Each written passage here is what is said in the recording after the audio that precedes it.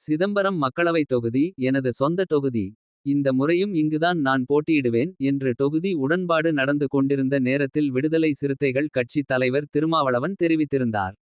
அதுபோலவே திமுக கூட்டணியில் சிதம்பரத்தை கேட்டுப் பெற்று இந்த முறையும் அங்கு களமிறங்குகிறார்.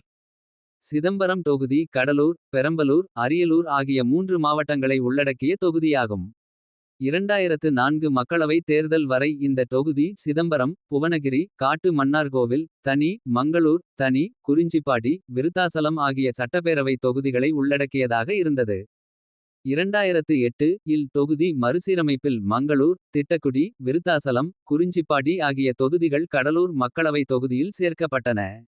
1984, 1989, 1991 ஆகிய 3 முறையும் காங்கிரஸ் கட்சியைச் சேர்ந்த டாக்டர் ப. வள்ளல் பெருமான் வெற்றி பெற்றார். 1996 திமுகவைச் சேர்ந்த சி. வே.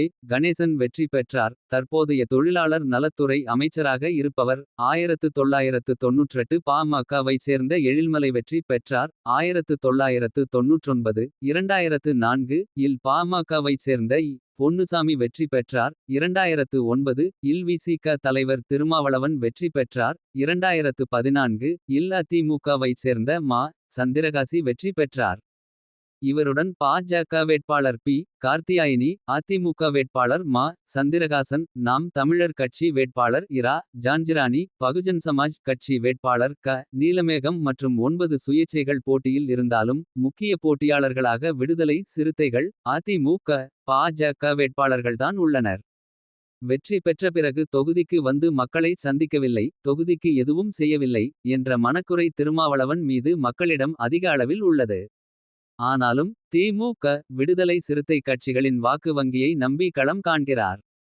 அதிமுக வேட்பாளர் மா. சந்திரகாசன் பெரம்பலூர் மாவட்ட அதிமுக இலக்கிய அணி செயலாளராக உள்ளார். வேளாண் துறையில் பணியாற்றிய இவர் கட்சி பணிக்காக அரசு பணியை ராஜினாமா செய்தவர்.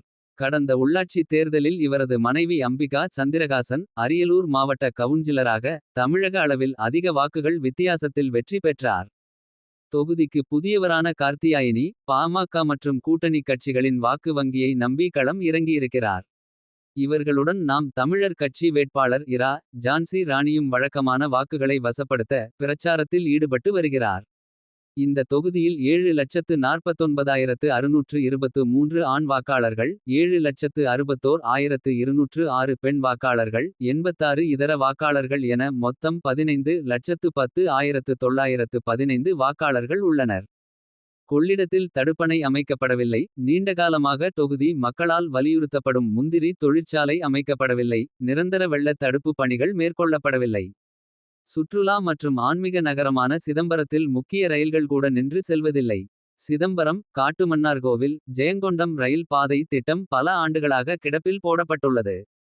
பிச்சாவரம் சுற்றுலா தலம் உலக தரத்துக்கு மேம்படுத்தப்படும். சிதம்பரம் நகரில் கவரிங் வர்த்தக சந்தை உருவாக்கப்படும் என தேர்தல்கள் தோறும் அளிக்கப்பட்ட வாக்குறுதிகள் அப்படியே உள்ளன.